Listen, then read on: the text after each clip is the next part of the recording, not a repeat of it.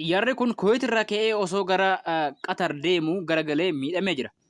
Viidiyoo hanga dhuma sagantaa kanaatti na hordofaa. Gizee inni garagalu baaraarratti akkamitti akka inni garagale isin agarsiisa. Guutummaan guututti viidiyoon bahee jira jechuudha. Hanga dhuma sagantaa kanaatti waliin turaa subscribe gochuu hin dagatinaa.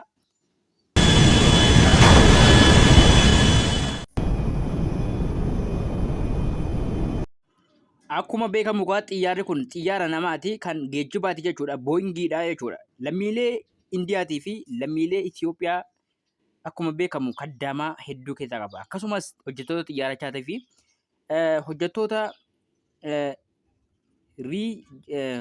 hojjettoota ministeera dhimma alaa biyya Kuwait illee of keessaa qaba jedhamaa jira. Akka haasamaa jiru jechuudha. Xiyyaarri kun kan inni garagalee kaleessa jechuudha dheengaddaa. Asirratti kaddaamaan Itoophiyaa illee hanga lakkoofsaan fudhatan dhagaa ni jiran jedhamaa jira. Ajaa'ibaa xiyyaarri kun akkamitti garagalan hanga busaan ta'an akka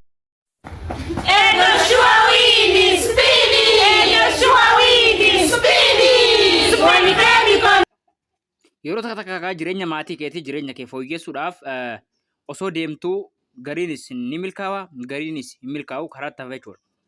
Warroota karaa tafan keessaa warroonni akkanaa kun baay'ee takkana dhiba. Lammiileen Afrikaa biyyoota 6 oltu keessa jira. Fakkeenyaaf biyya Gaanaa, Naayijeeriyaa, Keeniyaa, biyya kan biraa isa fa'aadha ijoollee. Biyyoota 6 oltu lakkaa'ame maqaan keessaa garuu kan lammiileen hedduun keessa jiran lammiilee Itoophiyaati. Xiyyaaricha keessatti lammiileen Indiyaa illee hedduutu jiranii jedhamaa jira.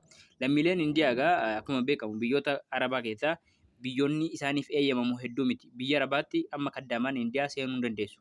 Garuu biyyoota akka Kuwaitii fi Dubaay dabalataanis biyya akka Qatar keessa waan deemaniif baay'inaan lakkoofsa guddaa kan miidhame lammiilee Indiyaati.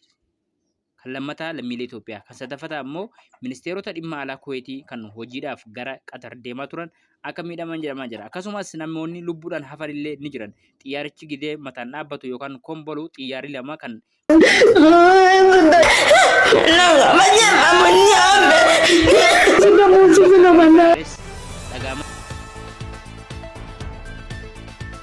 Kaampaanii xiyyaara kanaa kan Boeing jechuudha. Xiyyaarri kun yeroo hedduu garagalee lammiilee nagaa hedduu miidhee jira waan ta'eef kaampaanicha irratti qorannaan gaggeeffamee kaampaanichi akka hojiidhaaf taasifamuu deema jedhamaa jira.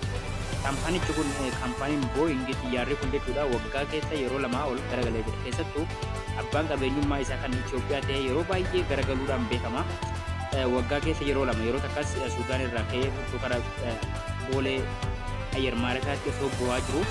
Garagaluun isaa namoonni hedduun dhageessanii turtan. Ammallee kaleessa Qatar irratti osoo deemaa jiru balaan kun isa mudate lammiilee nagaa hedduu lammiileen jireenya maatii isaanii jijjiiruudhaaf deemaa turan hedduun isaanii miidhamuun isaanii Reuters gabaasee jira.